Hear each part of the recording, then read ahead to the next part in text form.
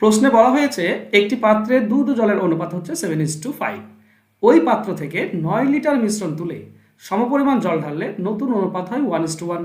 মিশ্রণের মোট পরিমাণ কত? মানে 9 লিটার মিশ্রণ তুলে সমপরিমাণ জল ঢাললে সমান সমান হয়। এবার এই যে কত অংশ 9 লিটার তোলা হয়েছে, এটা কত অংশ সেটা বের করা যায় খুব সহজভাবে। সেটা বের করার নিয়ম কি? নিয়ম হচ্ছে হাফ ইন্টু এই যে অনুপাত দেখতে পাচ্ছ, এই অনুপাতের বিয়োগ হবে উপরে আর নিচে হবে বেশিটা, অনুপাতে যেটা বেশি আছে সেটা নিচে। এই অংশ তুললে এটা যদি দেখো তুমি, এই 2 আর এটাও 7 - 5 মানে এটাও 2 2 2 কেটে যাবে, তো থাকবে 1/7। মানে 1/7 অংশ তুলে নিলে 1:1 হবে বা সমান সমান হবে।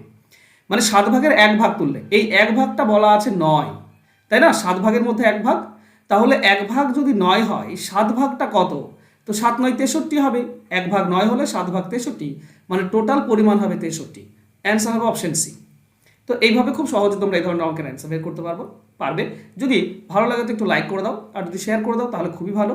আর এগুলোর যদি ডিটেলস শিখতে চাও তাহলে আমার ইউটিউব চ্যানেল ম্যাট্রিক্স বাই হাসনাতে জয়েন করতে পারো। ধন্যবাদ।